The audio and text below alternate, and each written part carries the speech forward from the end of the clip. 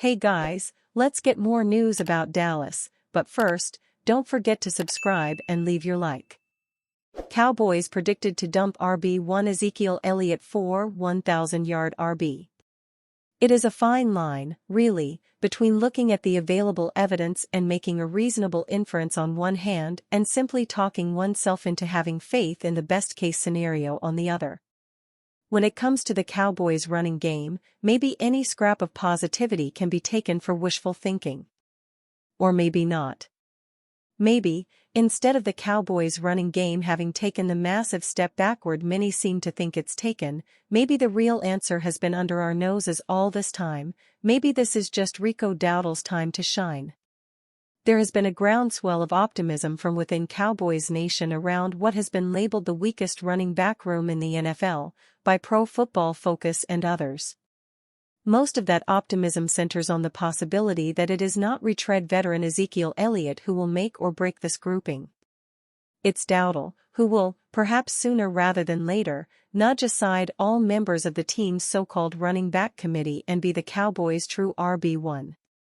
That is the sentiment at the podcast Locked on Cowboys, from a segment this week entitled, 6 Bold Predictions for 2024 Dallas Cowboys, including Pro Bowl RB Rico Dowdle.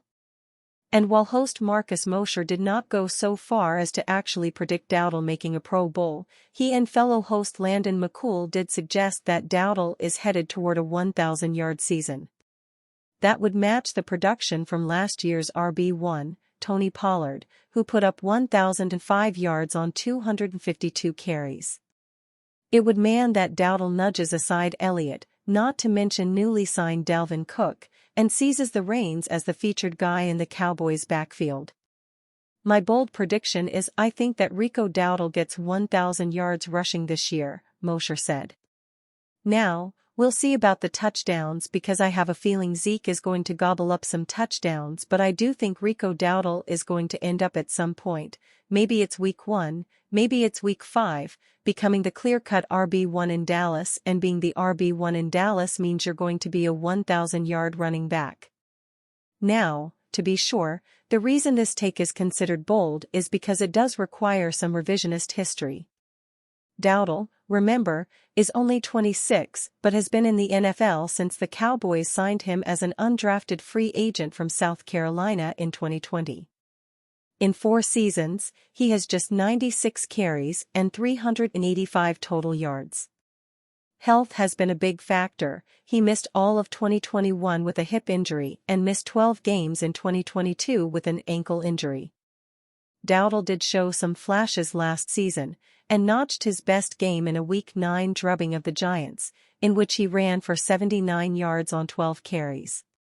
That looked like it might be the springboard to a bigger role for Dowdle, but he had only 46 carries in the final 8 weeks of the year, for 149 yards, 3.6 yards per carry.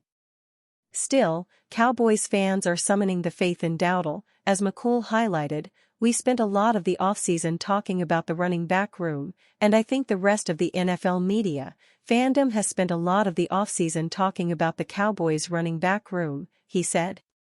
The difference between our concern and the national media's concern is that, I have full faith in Rico Dowdle. I expect him to be running back 1, it's everything around Rico Dowdle that I'm concerned about, not Rico Dowdle. That's something that's been lost in a lot of these takes. Cowboys reveal first depth chart, top-heavy? Too many rookies?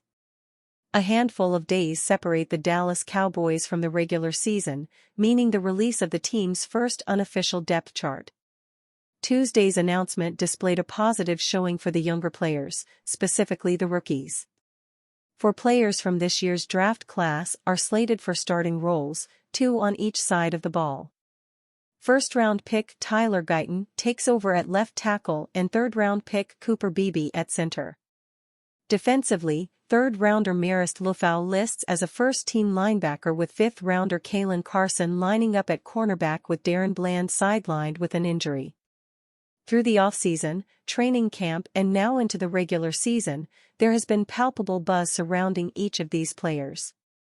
While injury has presented opportunity in some cases, these 4 have nonetheless earned their spot.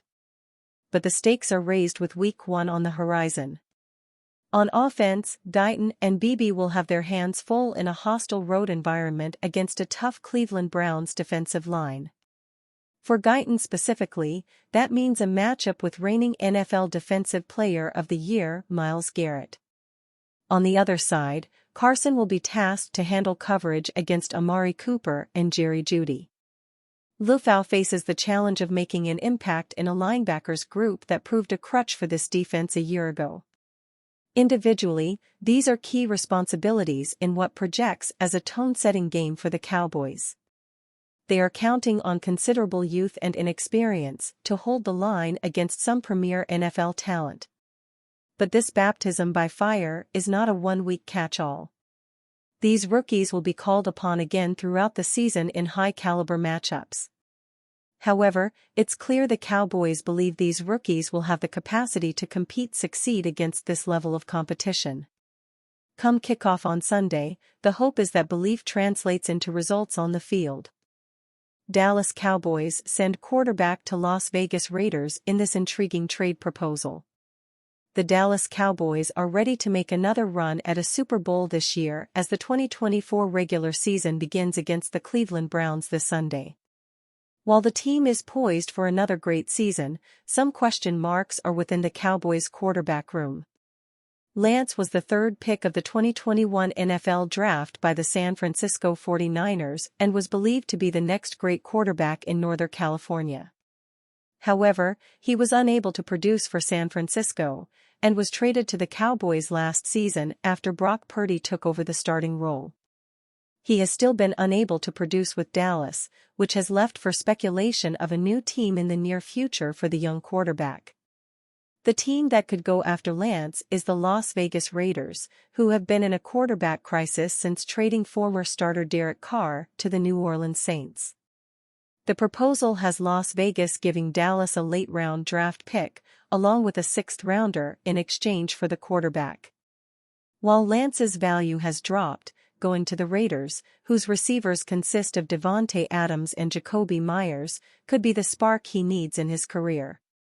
While there is a good chance Las Vegas will try to snag a quarterback in next year's draft, bringing in a mobile, young quarterback with potential like Lance could help shape their offense for years to come.